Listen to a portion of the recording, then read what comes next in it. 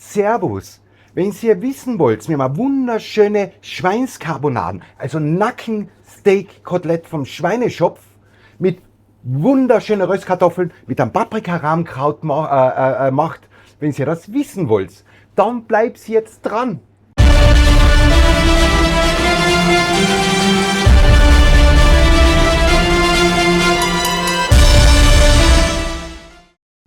Servus, schön, dass ihr wieder dabei seid auf unserem Kanal Herbie's Kitchen. Und zwar hier am Minigolfplatz in Kachel am See. Und zwar heute machen wir was Besonderes. Wir machen Nackensteak-Koteletts, so eine Art Schweinskarbonaden in Kümmelglas. Da brauchen wir ein bisschen Bratenschü, wir brauchen ein bisschen Honig, ein Soja, ein bisschen Kümmel, Knoblauch, Zwiebel, Zitronensaft und natürlich ein schönes Augustiner vom Fass. Dann machen wir eine schöne Röstkartoffel dazu mit Speck und Zwiebel und Majoran. Und wir machen als Vitaminbeilage ein schönes Spitzkraut geschmort mit Paprika und Sahne. Okay, dann fangen wir schon mal an. Und zwar mit dem Fleisch. Das Fleisch ganz einfach nur salzen und pfeffern. Da können wir schon die Pfanne einschalten. Und das müssen wir ein bisschen mitschmoren lassen. Deswegen fangen wir mit dem Fleisch als erstes an. Okay. Ein bisschen schön am Pfeffer aus der Mühle drauf.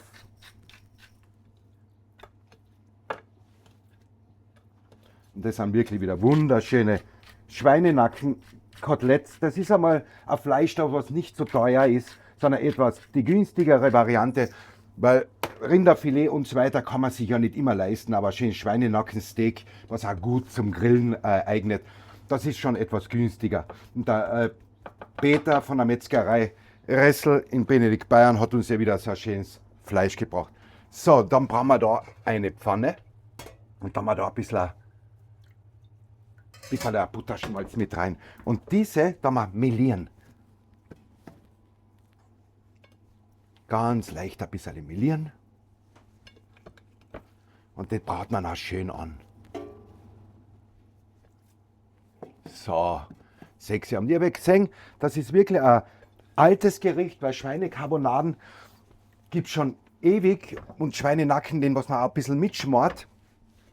Und wir lassen wieder mal ein Gericht ein bisschen aufleben, das was eigentlich auch wieder ein bisschen in Vergessenheit geraten ist, weil man einfach die Nackensteaks viel mehr jetzt in der jüngeren Zeit einfach zum Grillen hernimmt, also so eine Art Grillfleisch.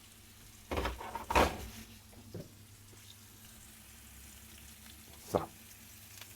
Weil das da schön anbratet, können wir ja hergehen und schon unser Spitzkraut schneiden.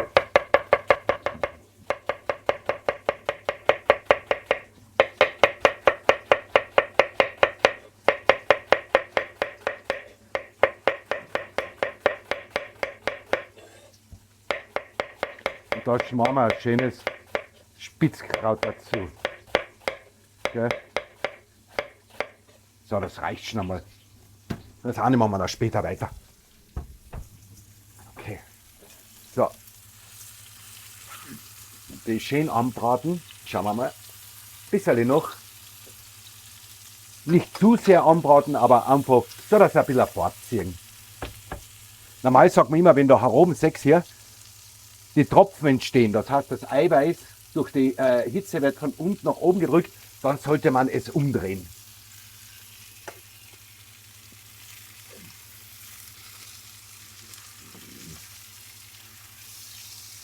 So, dann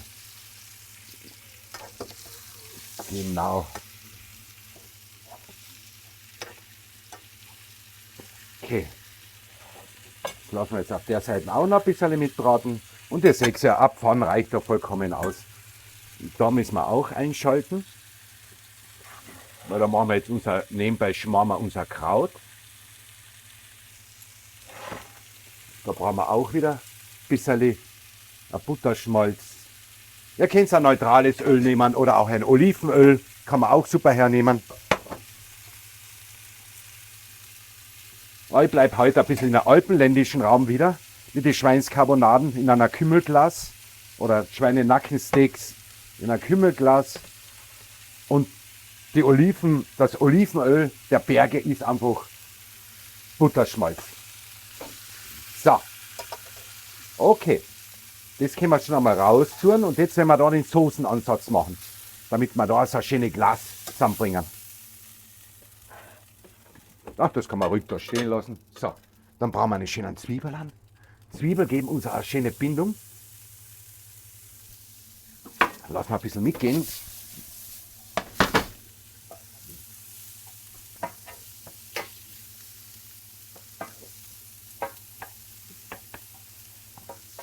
Jetzt können wir dabei noch ein bisschen auf die Seite ziehen, dass es nicht zu heiß wird. Direkt ein bisschen Bindung kriegt. Die ganze und der Zwiebel gibt so einen super Geschmack in unserer Kümmelglassoße. Dann können wir da schon den Knoblauch mit dazu geben.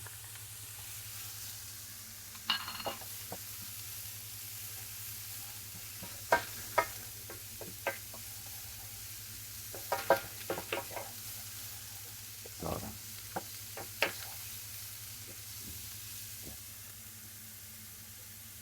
Dann geben wir da ein bisschen Sojasauce dazu. Ein bisschen Honig, vielleicht Süße dazu.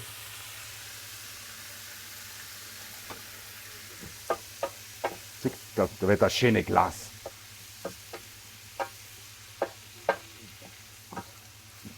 Dann haben wir da ein bisschen Zitronensaft dazu. Gibt es schon Säure mit dem Honig, wunderbaren, schönen Geschmack. So. Dann können wir da schon hergehen und mit ein bisschen Augustiner vom Fass ablöschen, die ganze Sache. Und ganz kurz einmal aufköcheln lassen. Da geben wir natürlich schon unseren Kümmel mit dazu. Wir machen hier eine Kümmelglas. Wir können es auch zerstoßenen ganzen Kümmel nehmen. Aber ich mag einfach den gemahlenen in dem Fall lieber, weil wenn man raufbeißt, ist es einfach angenehmer, wenn er gemahlen ist. So, das war schon mal der Ansatz, den lassen wir jetzt einmal ein bisschen einreduzieren. So, in der Zwischenzeit setzen wir da schon unser Kraut an, unser Spitzkraut. Und zwar wird dann Zwiebel, Knoblauch, Ingwer und Paprika. Dann wird da rein und ganz kurz ein bisschen mitschmoren lassen. So, das können wir ruhig auf kleiner machen. Dann können wir schon unser Spitzkraut dazugeben.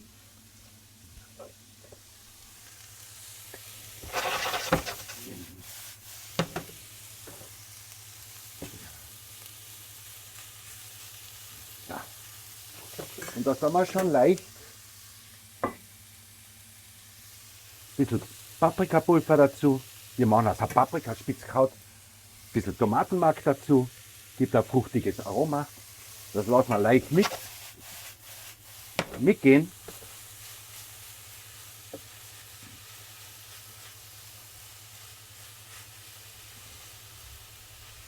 So, dann haben wir da ein bisschen Weißwein. Vom Moselgebiet habe ich den ganz kurz ablöschen.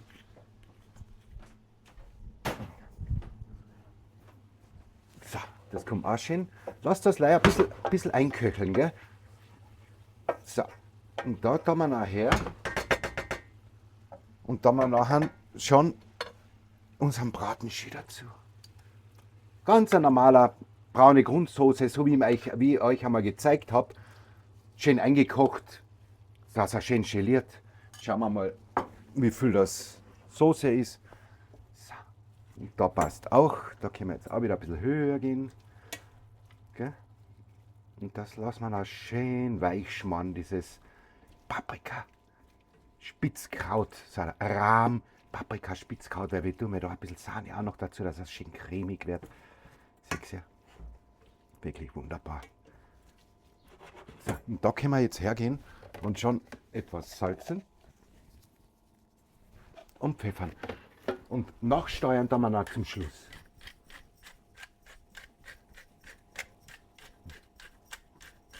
So, da können wir ein bisschen Pfeffer aus der Mühle schon reintun, aber auch nicht so viel. Und ganz, ganz leicht, weil das Schü ist nicht gewürzt. Ganz, ganz leicht ein bisschen salzen, weil es wird ja noch ein bisschen einkochen. Und dann tun wir lieber später nachwürzen. So, schaut's. Und ich habe da keine scharfen Paprika dazu getan, das sind schöne kleine, so Grillpaprika, so süßlich, weil ich mich da die Schärfe nicht so drin haben in diesem Kraut. Okay.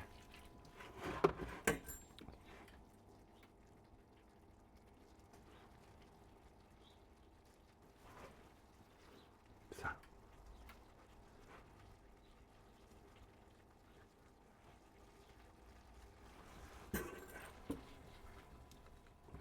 Ganz, ganz leicht ein bisschen aufköcheln lassen und dann können wir schon mit Sahne ablöschen. So, das lassen wir einmal aufköcheln und da legen wir noch unser Fleisch wieder mit rein. So, in der Zwischenzeit machen wir da schön sauber, damit ich nachher wieder schön sauber habe, alles fürs à la carte Geschäft.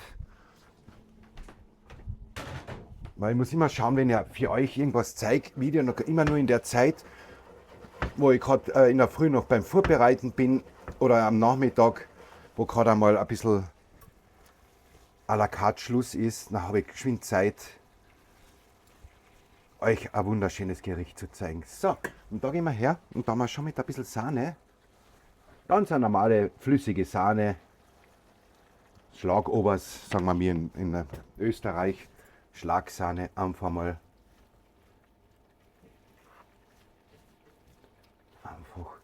weich schmoren lassen.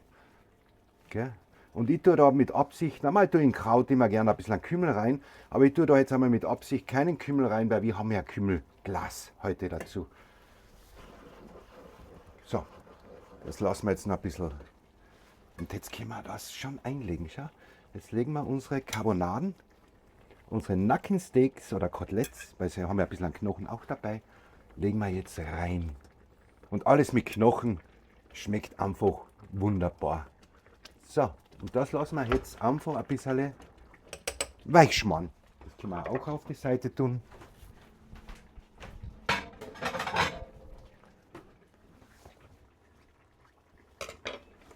Jetzt wird sich da das Ganze noch ein bisschen reduzieren. Es kriegt einen schönen Glanz, deswegen sagt man dann auch Glas dazu. So, dann machen wir gleich wieder sauber.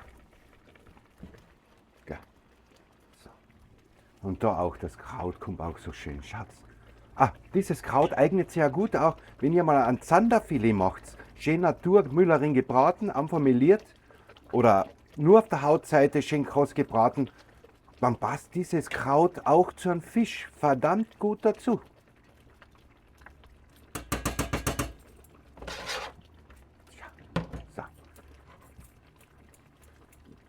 So, jetzt haben wir da die ganzen aufgelöst. Da haben wir jetzt einen Deckel drauf. Da kann er da oben.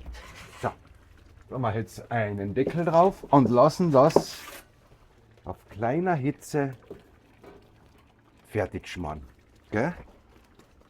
Das dauert jetzt auch ein bisschen, bis sich das schön einreduziert, circa 20 Minuten.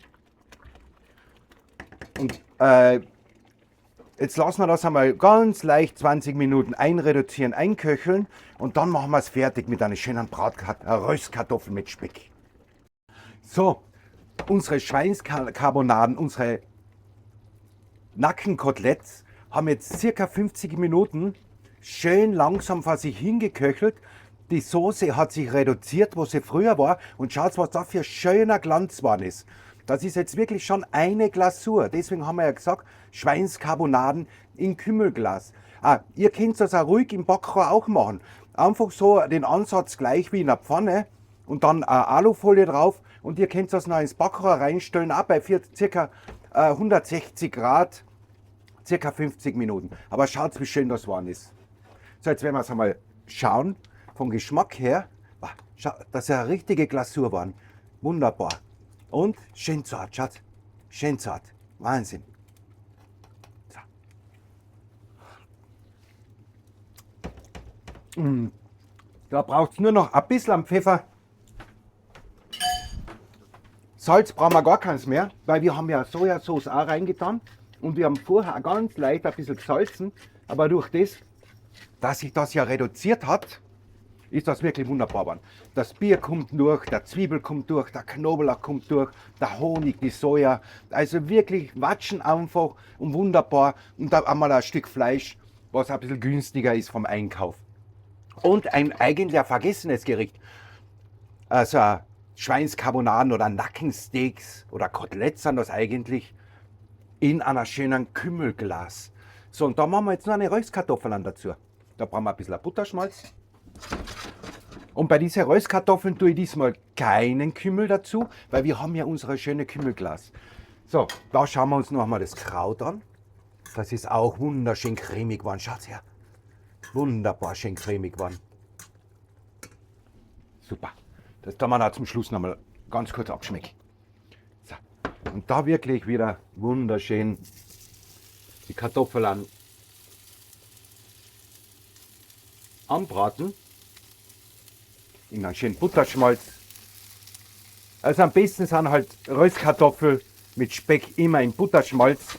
Ihr könnt ein neutrales Öl auch hernehmen, aber Olivenöl und so weiter eignet sich nicht, weil der Geschmack von Olivenöl wäre einfach zu extrem für die Kartoffeln.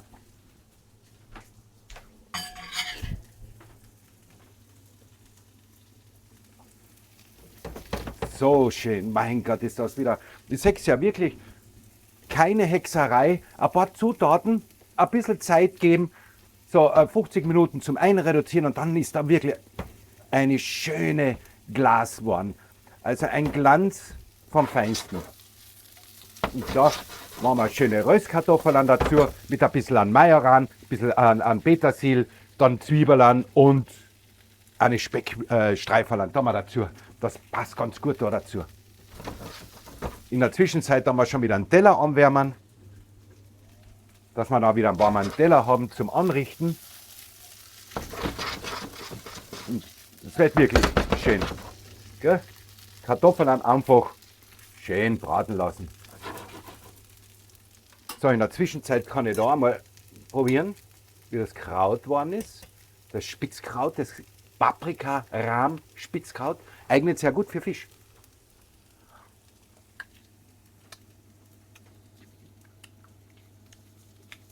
Na, perfekt, perfekt. Da brauchen wir gar nichts. So, den Löffel da mal wieder weg, mit dem haben wir probiert. So, und dann können wir auch ausschalten, das hat super einreduziert. Und die Kartoffeln dann einfach nur Zeit geben. Lasst sie schön braten. Das ist hier überhaupt watschen einfach. Und zum Schluss erst den Zwiebel dazu tun und den Speck, weil einfach der Zwiebel schneller braun wird wie die Kartoffeln und dadurch werden auch die Kartoffeln nicht gebraten und der Zwiebel, wenn sie da die Kartoffel braun werden, ist der Zwiebel schwarz. Also immer schöne Röstkartoffeln. Einfach ein bisschen anrösten, da können wir ein bisschen umdrehen, dass sie gleichmäßig sind. Weil beim Durchschwenken ist oft einmal so, dass es immer wieder auf die gleiche Seite fällt, aber es gehört dazu im Kochberuf, dass man auch mal ein bisschen was nachstellt. Schau. So. Genau. Dann können wir schon hergehen. Und wichtig ist, Röstkartoffeln sind keine Bratkartoffeln. Röstkartoffeln werden geröstet. Bratkartoffeln werden wirklich in mehr Fett und so weiter rausgebraten. So, da können wir jetzt schon den Speck dazu tun. Das gibt so einen super Geschmack. Den lassen wir ganz kurz ein bisschen mitgehen. Ein bisschen mitrösten. Ich bin so begeistert von diesem Fleisch. So begeistert. Schau was, das ist ja schon sirupartig. So eine schöne Kümmelglas. Ach übrigens, dieses Gericht, Schweinskarbonaden in Kümmelglas, habe ich sogar vor über 40 Jahren als Prüfungsmenü gehabt. Ich habe damals gehabt ein Consommé Double mit Eierstich Dann habe ich gehabt Schweinskarbonaden in Kümmelglas mit einem Bayerischkraut und Kartoffelgratin. Kann man auch super dazugeben, Kartoffelgratin. Und als Dessert habe ich damals gehabt Mokka-Eclair. Und zwar aus Brandteig. Das war ein bisschen eine Arbeit. Ich war damals mit dem Brandteig nicht so bewandert. Also da habe ich müssen wirklich hart kämpfen. Aber ich habe trotzdem den Gesellenbrief damals mit ausgezeichnetem Erfolg abgeschlossen. So, dann tun wir da schon die Zwiebeln mit rein. Da brauchen wir nicht so viel. Das reicht vollkommen. Und die lassen wir jetzt auch noch ein bisschen mitgehen.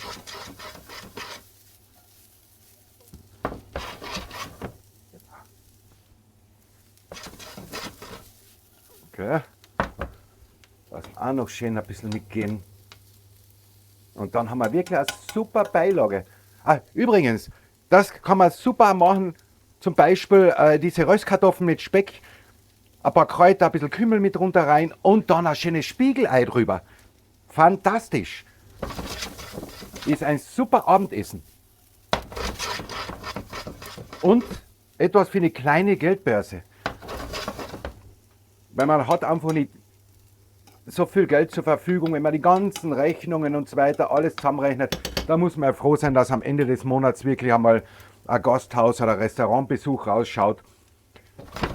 Und deswegen schätze ich ja, jeder Gast, was bei uns reinkommt, schätze ich ja so, weil er einfach uns das Vertrauen gibt und das bisschen Geld, was ihm wirklich im Monat noch übrig bleibt, dass er es uns zur Verfügung stellt für ein gutes Essen. Und deswegen muss man einfach schauen, dass die Leute ein Top-Qualitätsprodukt kriegen und ein Top-Essen. Weil ein Backel aufreißen können sie zu Hause auch. Da brauchen sie uns noch nicht dafür. Und meine lieben Kochkollegen, einfach auf der Speisekarte 2, 3 Sachen weniger drauf haben und dafür frisch und super Produkte. Gell? So, das können wir schon ausschalten. Und da tun wir jetzt noch die frischen Kräuter mit drunter rein. Ganz leicht salzen, aber nicht viel. Was, warum? Weil einfach der Speck ja salzig ist. Ein bisschen salzen und ein bisschen Pfeffer aus der Mühle. Also ich tue da jetzt normalerweise hätte ich sogar ein bisschen Kümmel noch drunter tun. Aber durch das, dass wir ja eine Kümmelglas haben, brauchen wir jetzt gar keinen Kümmelgeschmack. So, wunderschöne Röstkartoffeln, so wie meine Mama das schon daheim gemacht hat und so wie wir es gelernt haben, mit ein bisschen Speck. Wenn ihr Vegetarier seid, lasst den Speck weg. Gell? So, dann sind wir soweit. Dann können wir schon zum Anrichten gehen. Teller haben wir vorgewärmt.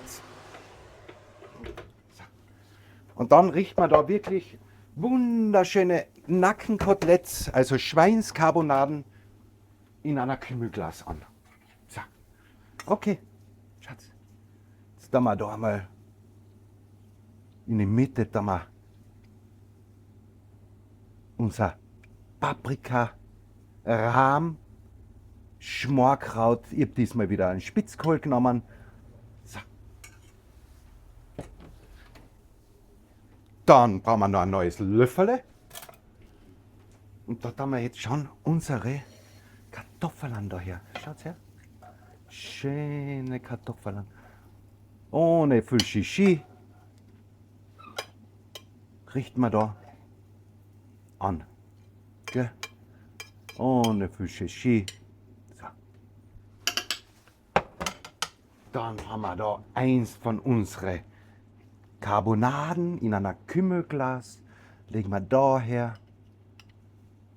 Wir tun da, schaut wie dickflüssig. Das ist wirklich eine wunderschöne Glasur. Deswegen am Anfang nie viel salzen, weil es reduziert sich ja so schön ein. Und wir haben da wirklich eine wunderbare, schöne Kümmelglas. Schaut. So. Und ich habe ja noch ein bisschen eine Röstzwiebeln auch noch da. Schau, da haben wir noch ein paar schöne Röstzwiebeln auch daher. Und das war eigentlich die ganze Hexerei und Zauberei. Ein bisschen eine Kräuter kann man da noch mit drauf tun, weil das Auge isst ja mit. Ein bisschen Liebe. So, können wir da noch ein bisschen an Salbei da mit dazu und ein Rosmarin. Und das war eigentlich die ganze Hexerei von wunderschönen Nackenkoteletts, also aus dem Schopf, aus dem Schweineschopf, mit schönen Röstkartoffeln, mit einem Paprika-Rahmkraut und ein bisschen eine Röstzwiebel als Garnitur. Es war mir wieder ein Vergnügen und eine Ehre, euch als ein traditionelles, älteres Gericht, was vielleicht in Vergessenheit geraten ist, zu zeigen, und probiert es einmal nachkochen. Ihr werdet begeistert sein von diesem Geschmack und so weiter. Und ich habe es ja ein bisschen nachher mit Soja ja noch gemacht und mit Honig. Also ich bin ein bisschen ins Modernere reingegangen. Und Dankeschön vielmals fürs Zuschauen. Wenn es euch gefallen hat, gebt uns einen Like und teilt vielleicht einmal ein, zwei Videos mit euren Freunden. Ich bedanke mich recht herzlich.